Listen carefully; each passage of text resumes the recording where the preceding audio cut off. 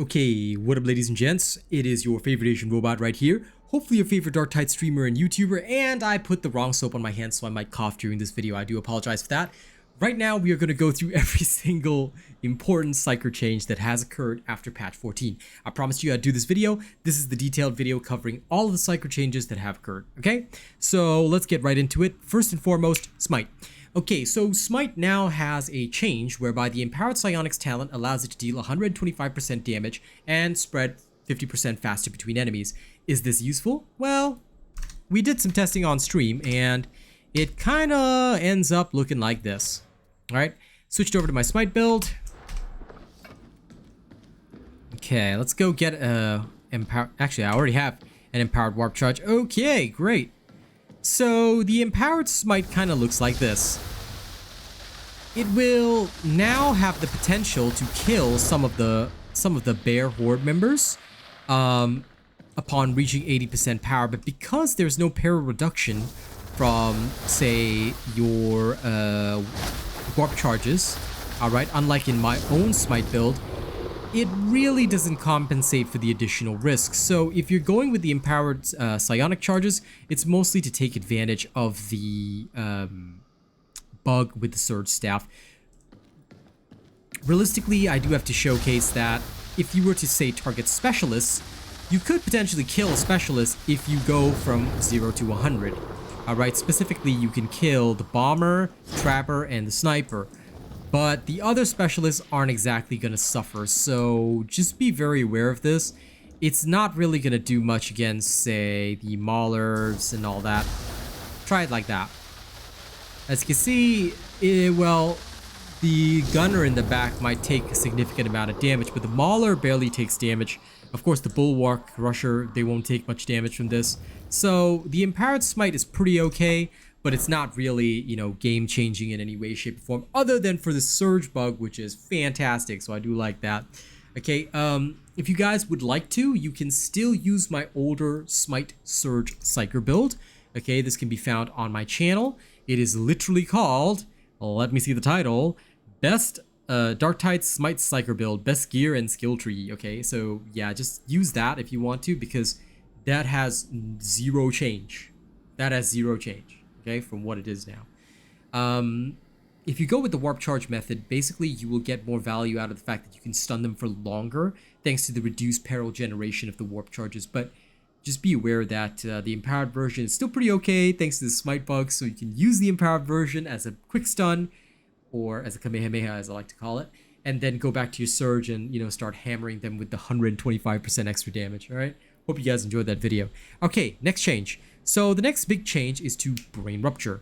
Brain Rupture has had its peril cost for charging the right click, which nobody cares about, reduced from 30% to 20%, and the increased power goes from 850 to 900. Not really significant, but what really matters is the fact that the unyielding armor damage modifier goes from 1.0 to 1.25, and the increased maniac armor damage modifier goes from 1.0 to 1.5.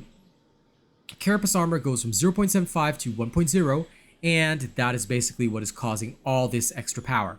So it's the armor modifiers that really matter, and what they've done is that they've made Brain Burst a little more viable.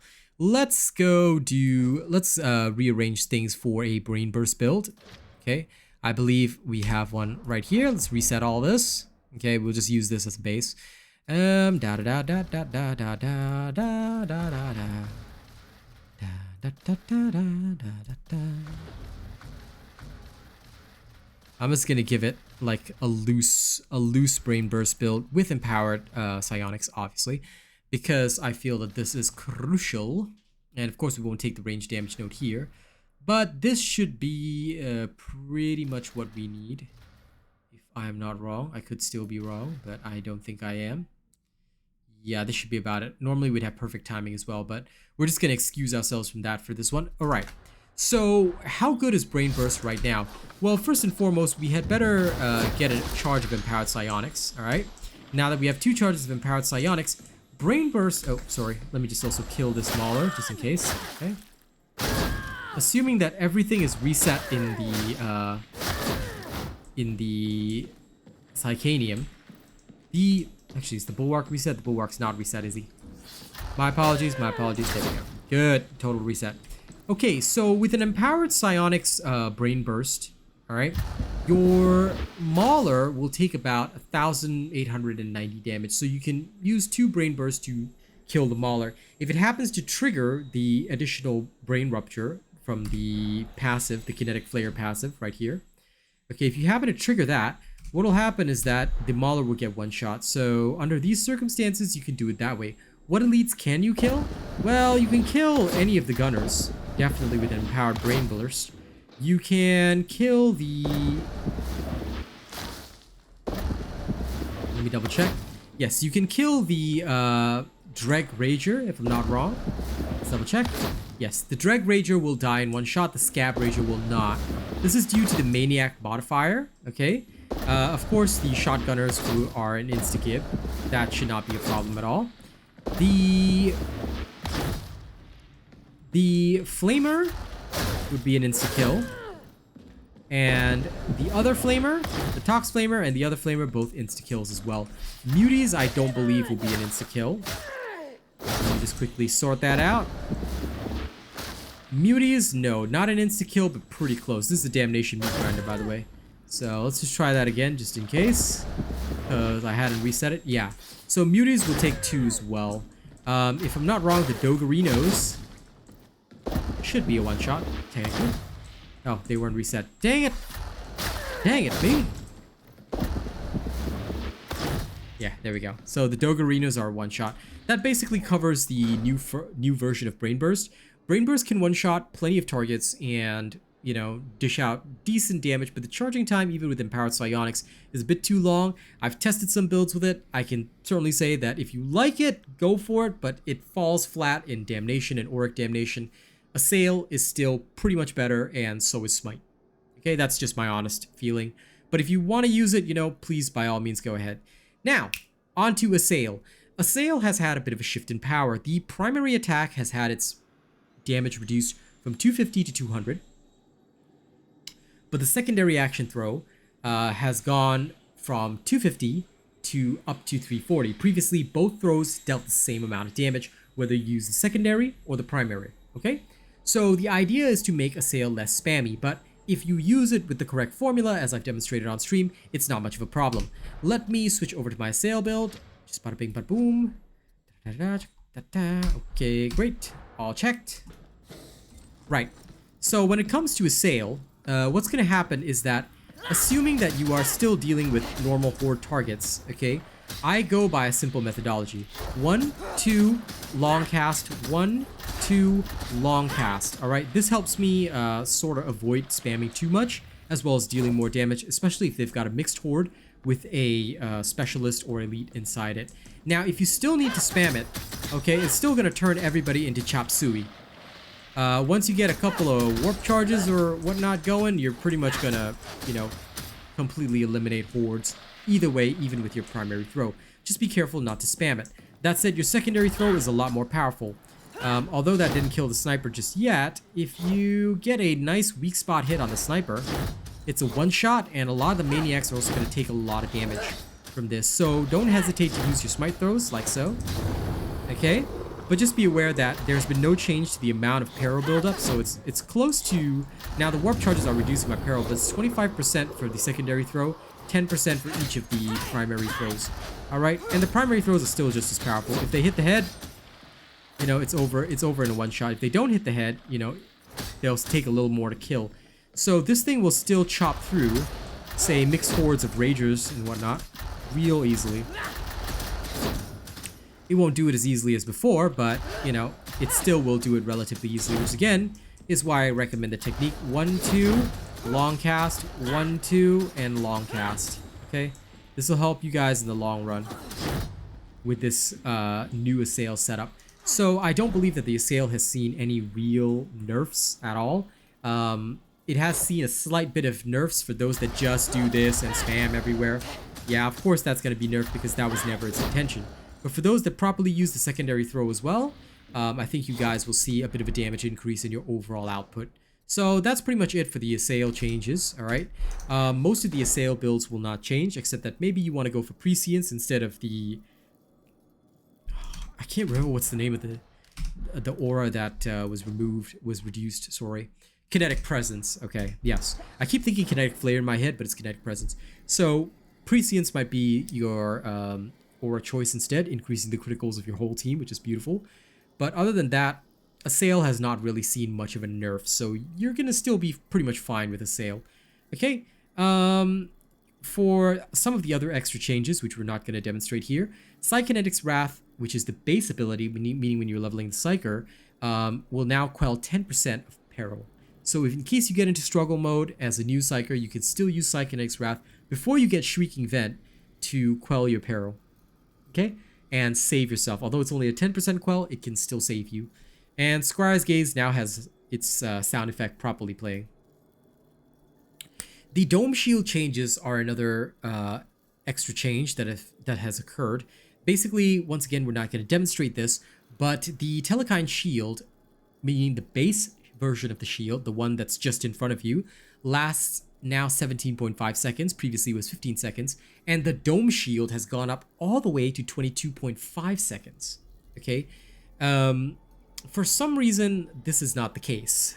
Why do I say that? Because if you look at the talents, under Telekine Dome, and let me actually move my camera for this one. Vanish.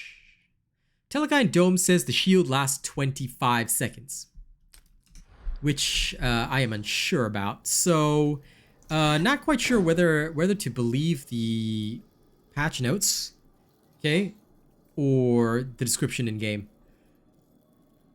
Is 22.5 seconds a mislabeling, or is the in-game one a mislabeling? I guess, I mean, if somebody wants to really check it, you know, I guess you could check it on my behalf, because the base version, the shield, does last 17.5.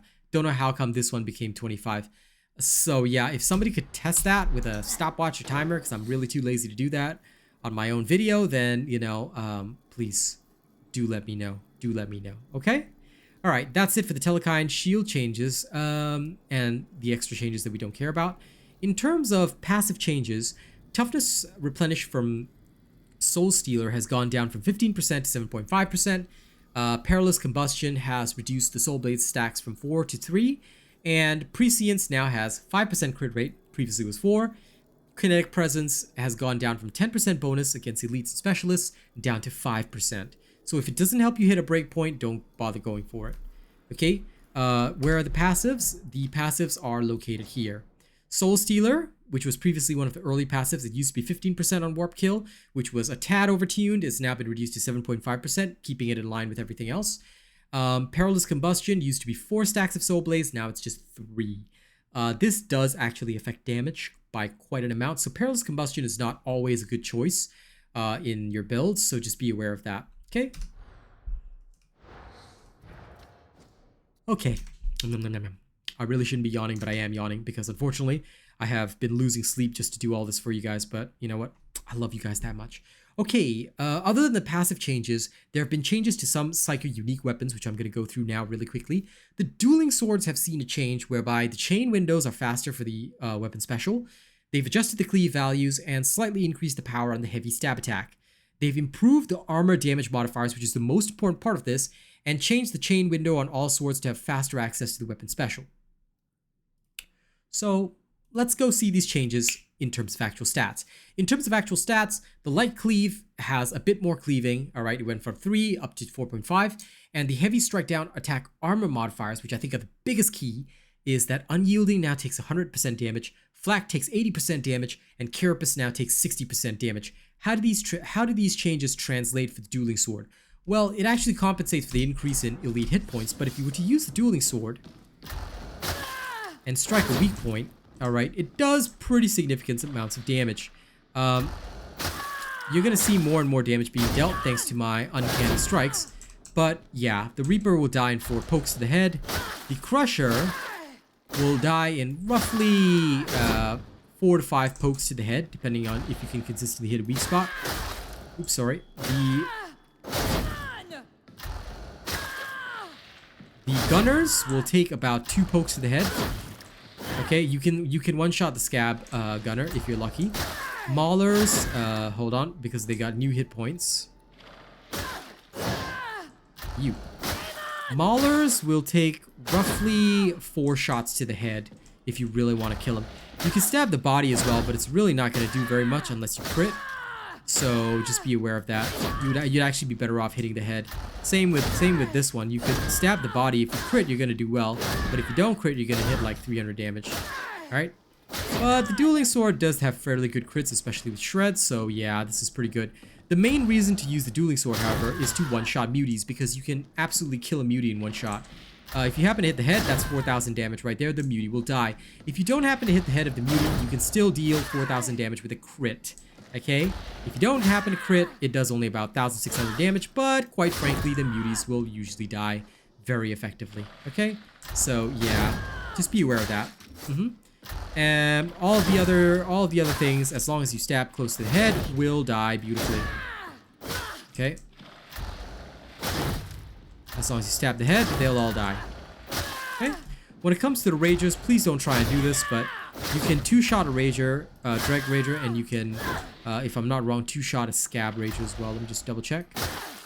Yep, you can two-shot a Scab Rager, okay? The rest of them, I don't think you need an example. Okay, that's about it for the dueling swords. The dueling swords are a fantastic choice, especially because the armor modifier increases.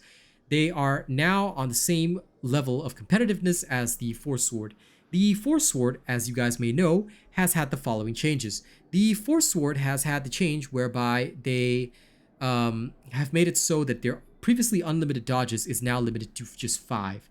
These 5 dodges are the same as the combat knife, and they felt that infinite dodges was not healthy for the game. That being said, they have slightly increased Force Sword damage to compensate for this. Well, let's check it out. I'm going to use the Elysee as an example here, but basically, for the Elysee at least, the biggest change is that after 5 dodges, okay, you will have the slowed ineffective dodge until your dodge charges recover. Okay, previously you could dodge forever using that. Now, in terms of their attacks, the Elysee is still effective, fairly effective. I mean, it is no different to striking with a chainsword. In general, you can cleave through most enemies still with the Elysee. So I would tell you that if you're aiming for horde clear, you know, don't feel too negatively about this, because your Elysee is still a horde clear machine.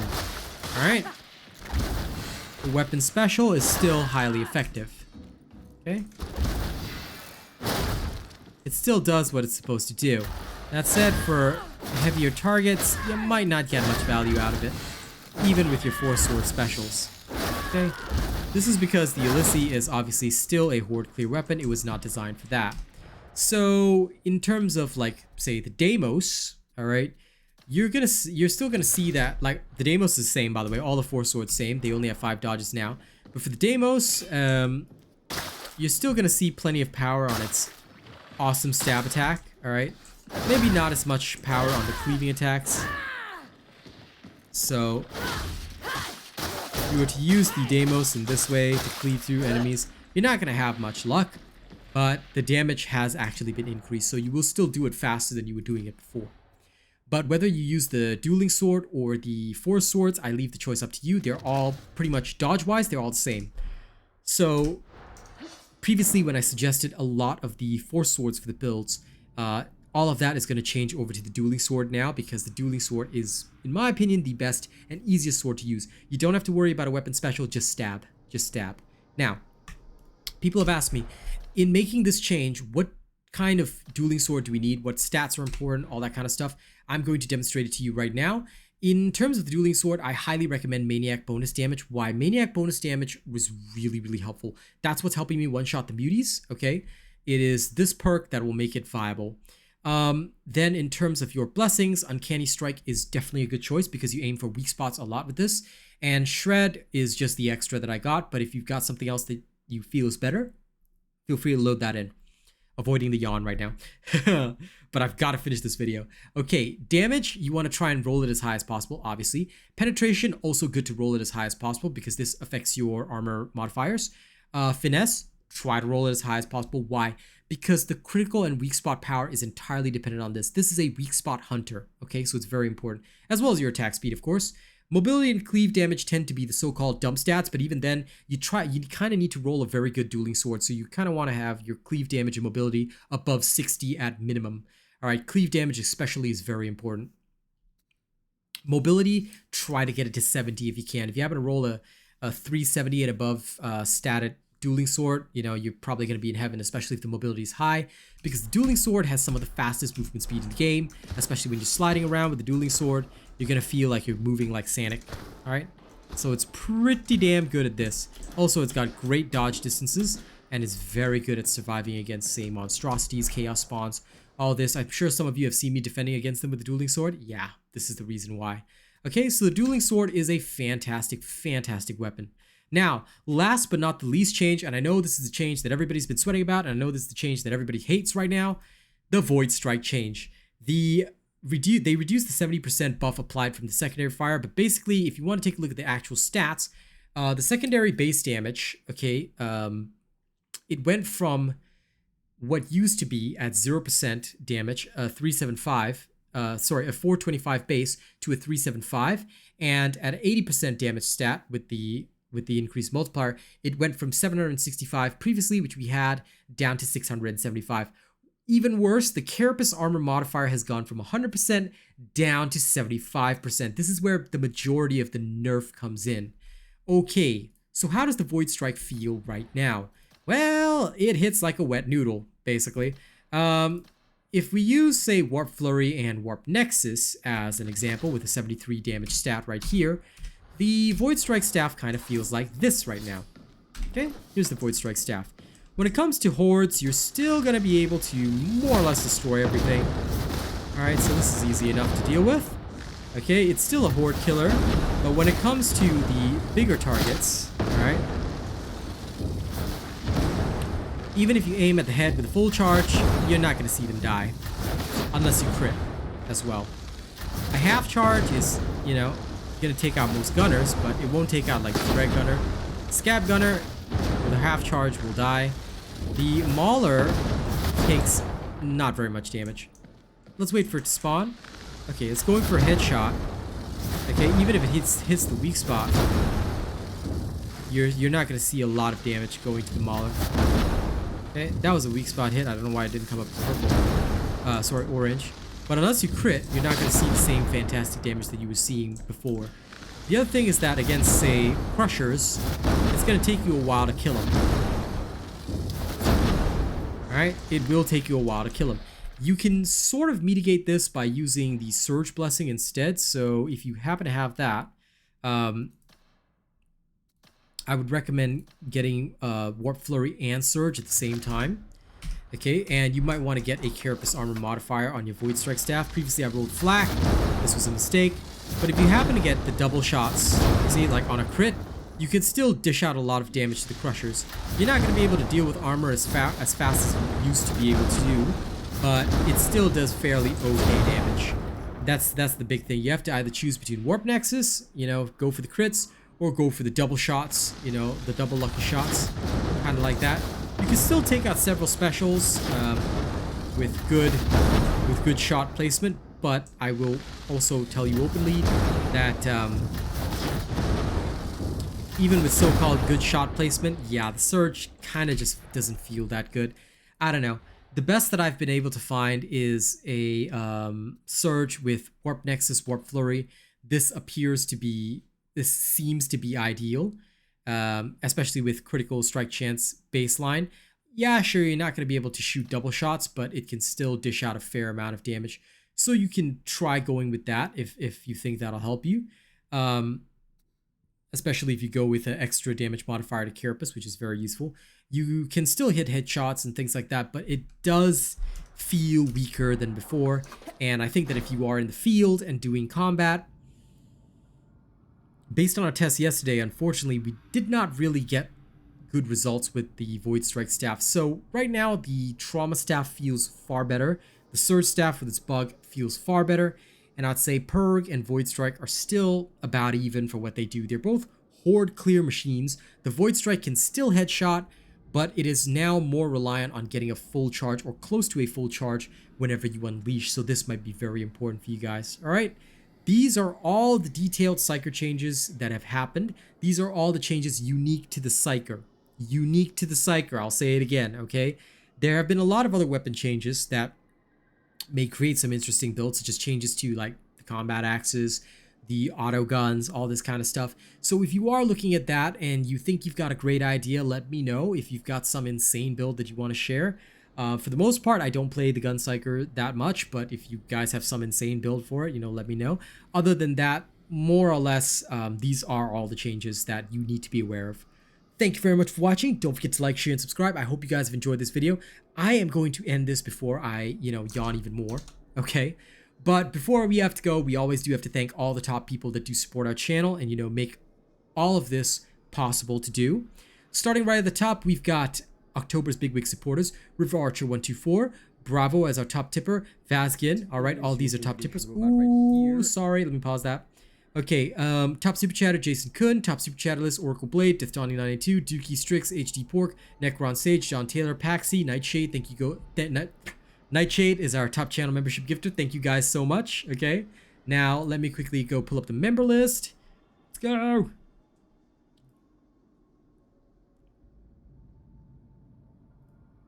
I was trying to make this video as fast as possible and still took this long. Damn. Okay, starting right at the top, we've got Big Chungus at the only fan level. We've got Death Donnie 92 at Plus Ultra. We've got Yuri, Jason Kun, Jerry Fast, Rogue Assassin, and Zach MG at Prestige. Thank you guys so much. Thank you to our honored robots as well. Thank you to Atomica, Emix, Jord, Rakost, Cordova, Yabs, Nightshade, Bob John, Devin Lashin, Mookie Mocha, Rena, Chase Taylor, Nathan Strong, Lady Neo, Joey Danze, Sayed Assad, Coda CMF, Kami SMH, Conrad C, and Benjamin Savage. Thank you guys so much for supporting. Thank you to all of our cool and weird bots as well. I hope you guys enjoy the new Psyker. Honestly, the changes are pretty good. I'm not gonna beat around the bush about that. And enjoy the surge bug while it lasts as well. Okay? Thank you very much. I'll see you guys on the next one. Y'all have a good day now.